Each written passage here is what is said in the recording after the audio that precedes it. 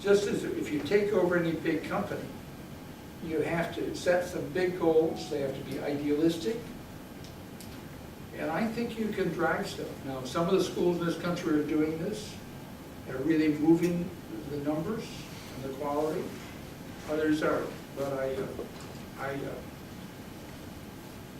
that's my day-to-day job, is to push Dr. that. P, what's your thoughts on some of these issues?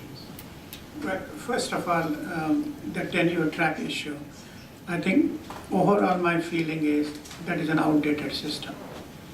The origins were in the idea where you should have political thought freedom and you should not be afraid that some society will take revenge. That is where the whole tenure track idea was born hundreds of years ago. I think that those days are gone. I don't need tenure track. So, in fact, tenure track is very much against the productivity, because I have so many people who have friends who are tenure track and I know where they spend their time. The incentive is gone, it's almost like a retired guy. There are some outstanding tenure track people, of course, doing innovation and writing papers, creating patents and all those things. And that is how I feel about the faculties. But like I said in my comment, the way the faculty should be thought of is one of my best assets. How can I utilize that assets in the best thing that the university needs to do? And if I start with the assumption, with no support from the government because they don't have money, very little support from the tuition because the students' parents don't have income. So where do I do it? Will I take my best asset as a corporation, business plan? Faculty is my best asset. Let them design services for me. The best faculties are already doing it. They do patent and the university gets 7% royalty. But if I have put all the faculty to work, okay, you teach 2 classes, the rest of the time you are going to work like an employee in a company. Start designing things, developing services. So that is how I look upon the faculty of the future. The dual-hat faculty, not a tenured faculty. He's almost like a self-employed and entrepreneur. And that is how, I think that is the only way we are going to make our higher education institutions competitive and be self-reliant. We cannot rely on government. We cannot rely on students' tuition. So we have to create our own revenue. This is one way to do it. It's interesting to look at medical schools. Yeah, they do exactly that. Over the last generation, medical schools continue to inform, have tenure, but in fact, tenure is a not very important part of Johns Hopkins Medical School because their real income comes from their clinical practice. And vet schools are not that, are beginning to move in that veterinarian schools. I think that, and of course what's also happening is we're hiring a lot of non-tenure track faculty. Exactly. It's the tactical question, you know, start over or is the tactical question is there's ways in my belief that you can expect more. I'll give you, I'm talking too much, let me give you my quick example. I get to Michigan State in 1993 and I'm come from Bank of America. I had a decent sized international portfolio and I want the numbers, right? So I say, well, what's happening? Faculty are supposed to teach 2 courses in 7 hours. That's supposed to be the average. No. I'm telling you, I had a lot of wonderful faculty in Michigan State. I want to be clear about that. I really did, actually. And of course, I came to know them very well. But I said, okay, what do these numbers really do? Since we all agreed to teach 2 courses, average of 7 credits, 7 hours a week, what's our average? Well, when we got the figures back, we weren't there. We had sabbaticals, didn't diminish the number on. So I said, geez, we just got to do what we agreed to. Well, we ended up with course loads of 11.3% on the average higher than what we had within 3 years, and we brought in 5,000 more students without, over a period of time, without increasing faculty numbers.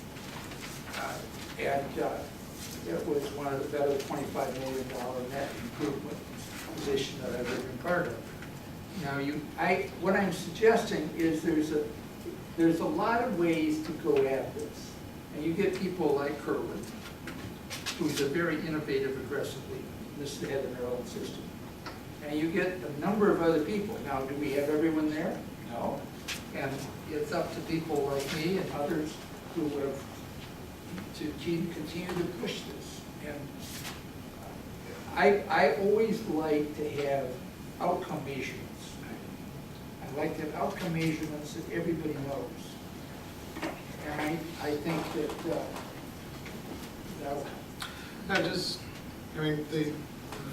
the question of a professor teaching 2 courses and then doing whatever else, research or whatever they're doing, what's your thoughts on the separation of a certain amount, and probably a larger amount than some people would be comfortable, of people who teach versus people who research?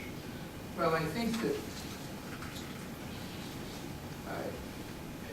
first of all, some real intellectual engagement with the current issues of the discipline in which you're working in my mind, makes you a better teacher.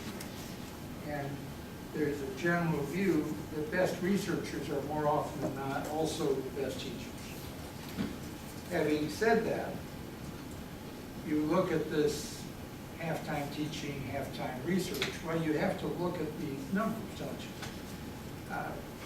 One, you're going to find that a portion of that quote half-time research is working with doctorate programs. And we don't have good data on what it costs to educate a PhD in any discipline. And I would love to push that envelope. In the sciences, you better get some faculty members in this half-time research ought to reasonably be able to get funded. If you can't get funded, there's a problem. You certainly ought to teach more. The real issue ends up being in the non-STEM areas where there isn't outside money real. There's virtually no outside money for the history professor.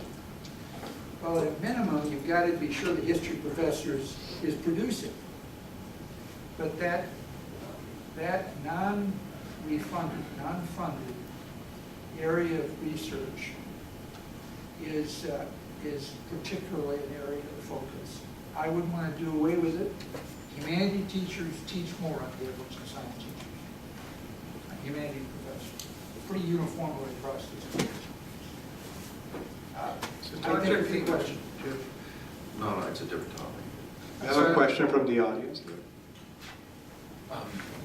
More of a comment, and then see if I can get each of your reactions.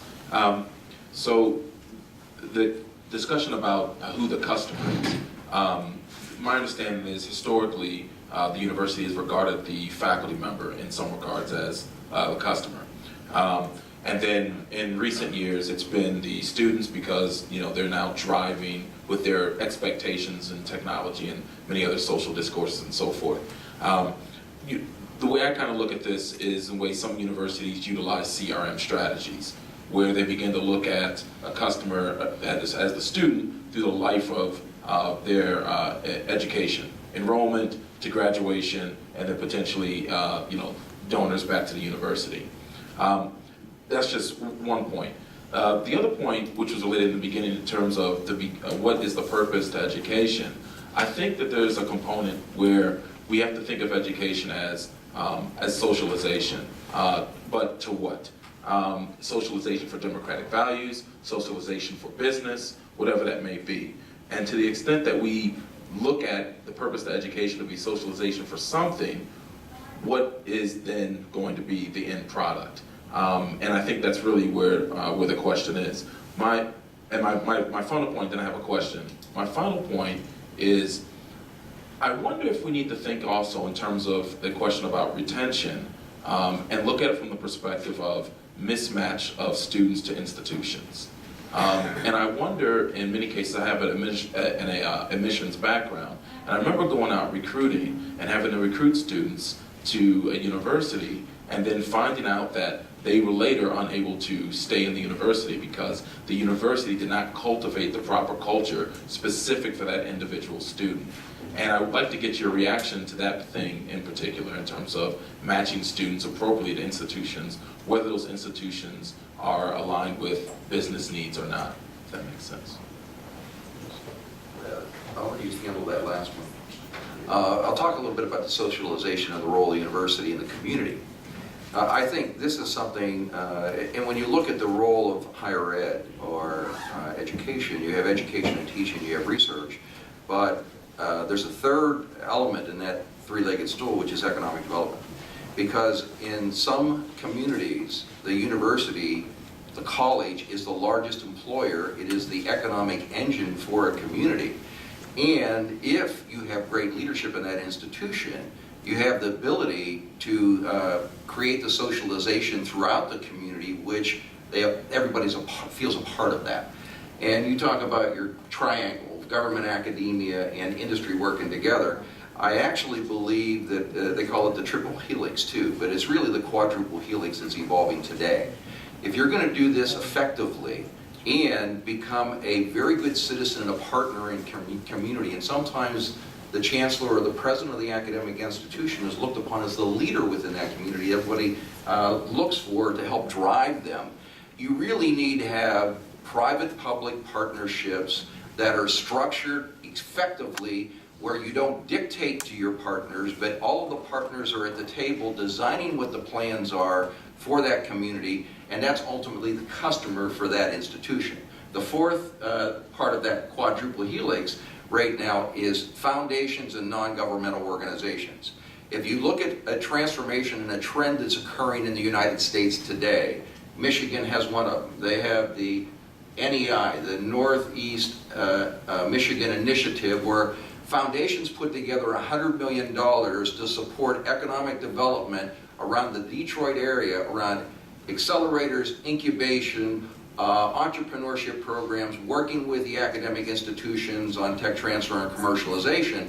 But this was driven by private foundations who felt this was critical to the success of their ecosystem.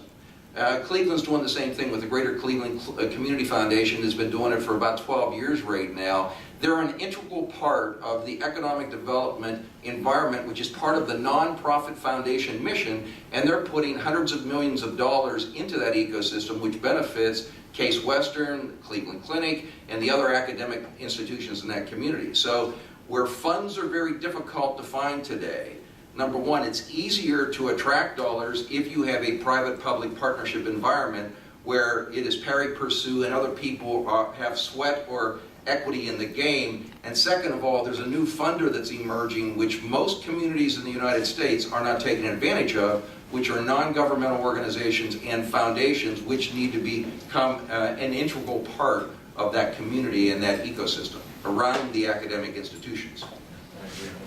I'd like to wholeheartedly endorse what you just said. I think these programs around the country, like in Cleveland, where Cleveland State is a big part of that. Right, too. Cleveland State too. And Case Western and so forth. That's a very, you get those, you sit down and talk to industry and the governmental structure, and everybody has to make some modifications. Or should make modifications, and if they're successful, usually do. Let me talk about the other issue that you raised. I think that it's an incumbent upon institutions to not recruit, admit students, and I realize this isn't always easy to do, but to only admit students that you have some reasonable expectation you can bring to a degree can be achieved. Now that doesn't mean you should be very restrictive. It may well mean that you simply have to apply the advice and additional help to make it happen. Third one? Yeah, I've got comments of several types. First of all, on tenure, at most institutions, and I'm speaking as a tenured faculty member, there's a fairly strong post-tenure review system that gets rid of the people Where are you? College of William and Mary. We have a very strong post-tenure review system. I'm not going to name the names of people I know who ran afoul of that, but they're there. Second thing I want to say is that speaking of students as customers, fathers, faculty, for the following reason. They're co-workers. Students have to put in effort to get the education. It's not something we pour down their throats. It's something they have to work. So I see my students as working together with me for education to take place. And so thinking of them as customers, it just seems wrong, because they're working. The institution is brought in for a short time period, and then finally, what I think we produce is people who've learned how to learn. But those students are investing $100,000 in their education, Oh, yeah. or whatever it is, for 4 years. I wish.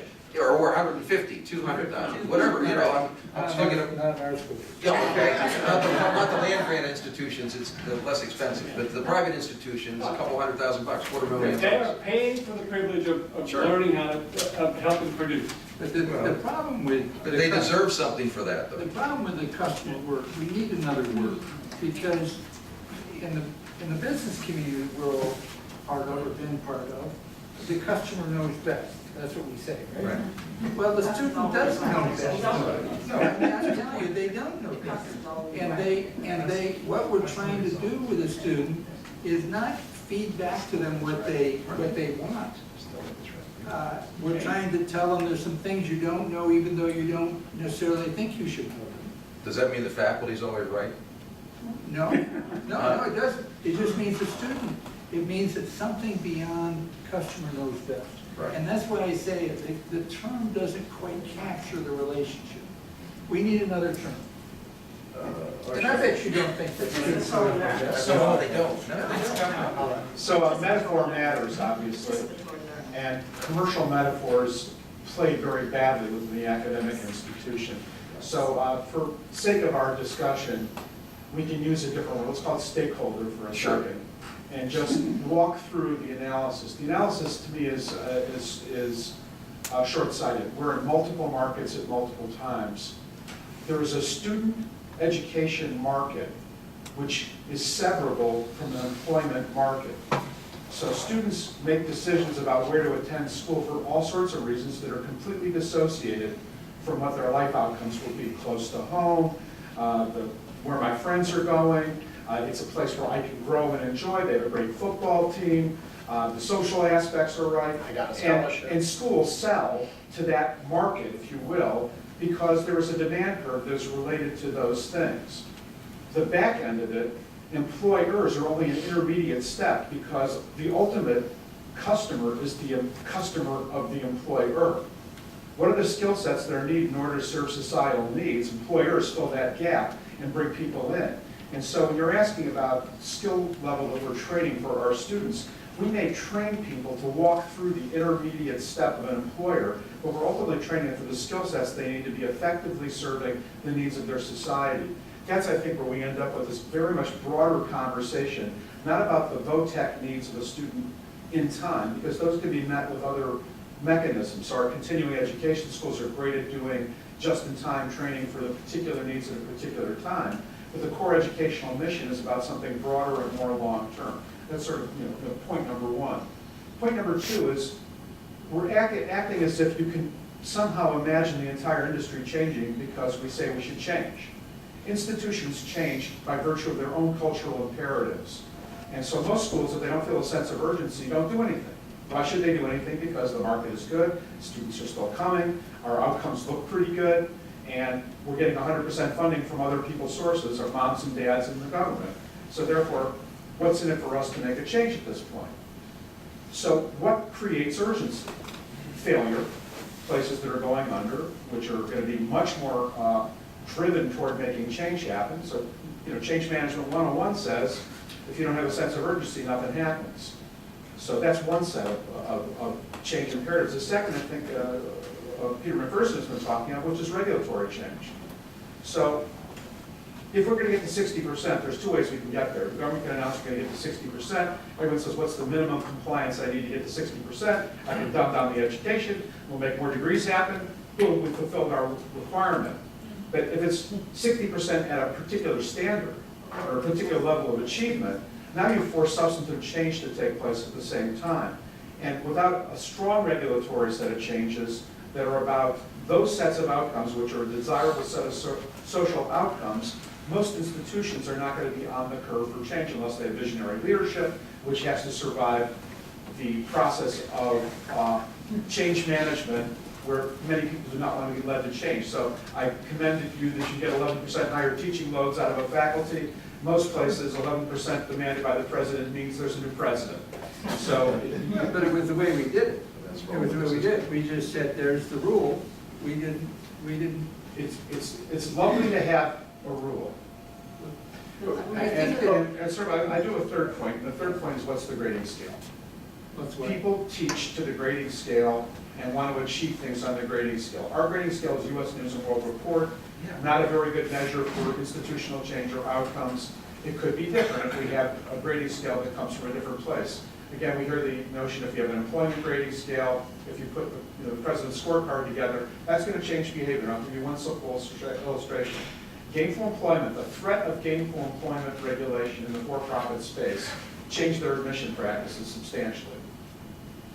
That threat of gainful employment regulation throughout the entire education sphere would have a forced significant reallocation of resources. So I'm part of a university where there's not a significant difference in teaching load between the humanities and the sciences. No one teaches very much. Because we're a high-level research one NYU. Yeah, an elite, urban university competing for the highest level of talent, which means we have to reduce our teaching loads in order to bring people in to give them the release time for non-funded research as much as for funded research. A grading scale that was looking toward a different set of outcomes would force us to reallocate our own resources. And I'll give you the last of the bundles on this. Federal government is an indiscriminate buyer of higher education. It funds all disciplines with the same exact lending policies. In graduate school, it's 100% of need, as defined by the cost of attendance. What incentive is there to create an ROI? Because at the back end, the government is also doing income-based repayment for those same graduate disciplines, which allow people to cap what they have to pay back. There's moral hazard on both sides of that equation. Students have no desire to go to lower cost institutions, they're capped on the repay. There's no restriction on the institutions for raising price. Those changes can come immediately and will force institutional behavior to change. Well, as you said, with the institutional behavior. 5 minutes. And you've got the issue of government funds. The vast majority of institutions couldn't survive if it wasn't for the government funds. And whether it's in research grants that they're putting out or in student loans to pay for college, the whole system's gone. But yet today, the policing is really self-policing through the regional accreditors, who basically are giving a seal of approval that allows you to tap into Fort Knox. I want to take a little nuanced difference with that. Because I think the accreditors have a role, but the real hammer here, which isn't used, is the Department of Education institution eligibility determination. They have that. That's where you get it all cut off, and frankly, nobody gets cut off by institutional eligibility. That's a key part of the reform. That's exactly what I'm saying. And I don't think the accreditors have the muscle, the general counsel's office and all that stuff to do it. But the department does, if we could get a change of law which said roughly the following. Let's have a student readiness index so that we're going to look at the student body of an institution and we're going to have different expectations, hopefully steadily improving or higher expectations. So the open admission school is looked at differently than Wayne. Ask later. Let's go ahead, you finish. And I would say there ought to be like 3 different outcomes that you look at. the graduation rates, the employment rates, and the loan repayment rates. And there's going to be a close correlation between those, because they all go to whether the student is successful. And institutions that perform badly, we need to cut off the money for those. We're my association. We would strongly support that, and I think there'd be support beyond us if you had a student readiness index. I believe that generally big institutions will respond when the goal is clear and there's punishment and reward when you have it. Next question? So I agree completely, Peter, and I wanted to pick up on a couple of things that Richard said. First of all, yes, I do think students pick based on football teams. And that's why Notre Dame, or basketball, that's why Notre Dame continues to be the #1 ranked business school. But anyway, that's a personal thing. But incentives and incentivism. It's so true, I think, both from two perspectives. One, how do we get students to pursue lines of study? How do we get students to study abroad? It's not through regulation, it's through incentivizing them. We're now up to almost 60% of our students studying abroad, and it's taken 5 years. And it's not at Georgetown.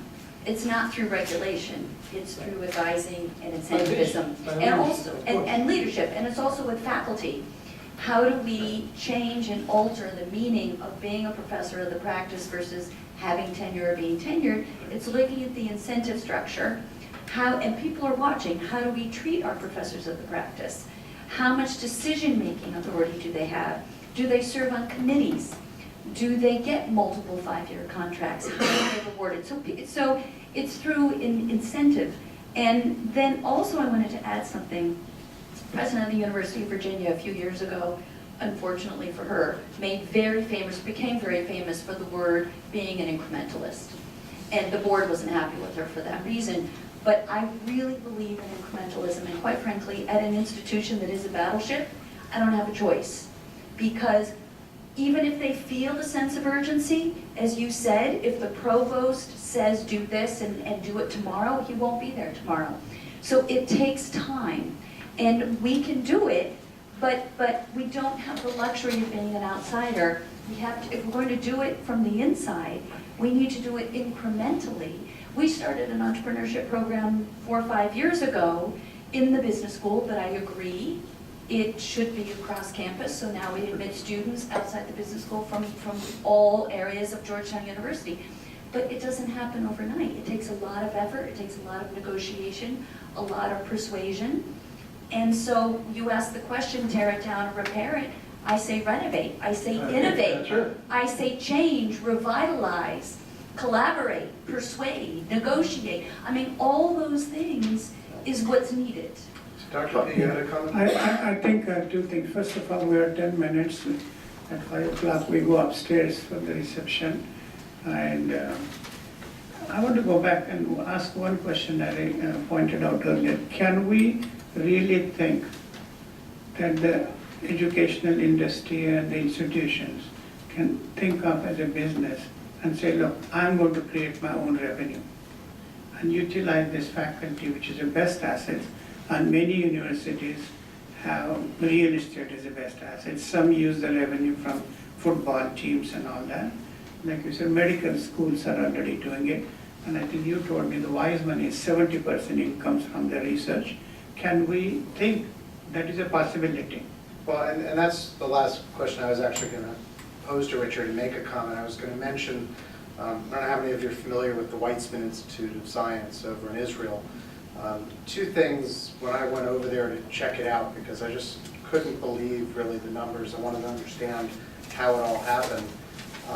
They now, with 1,000 students and 300 professors, they call principal investigators, but they're in essence professors, they produce more IP and more IP-related revenue than any university in the world today. And a vast amount of the money that is in their endowment and for their budget doesn't come from donations, it comes from money that they've created. And they created a tech transfer company back in the 60s to do this. And today, 7 of the top 25 drugs in the world come from Weitzman, along with tons of other things. One of the things that they're also doing, which I think is an amazing thing, goes to your point. When you go into the institution, they virtually have no departments. So when I went and interviewed a lot of the students and the professors, what I found was that 60%, for example, of all the people working technically on biology are physicists. And you know, every project is made up of different people. When you ask them, how did that aha moment come? Over and over and over again, I heard that it was the guy working on this biology, this new drug, who was talking with his mathematician, his computational mathematician, and these other guys in the physics department, and they said, well, here's how I would solve that problem. And that's where the aha moments came that created the burst of innovation that they've done. I call them the little engine that could. The other thing that they created, by the way, is they were so concerned about the pipeline of students that they created something called the Davidson Institute, which is now something growing throughout the country. And what they did in Tel Aviv to test it out is they created one science high school that every high school in Tel Aviv goes to twice a week for an entire morning or afternoon. And they did it because every teacher at that high school, the science high school, is a PhD. They basically work, 8 to 5. They're teaching all day long.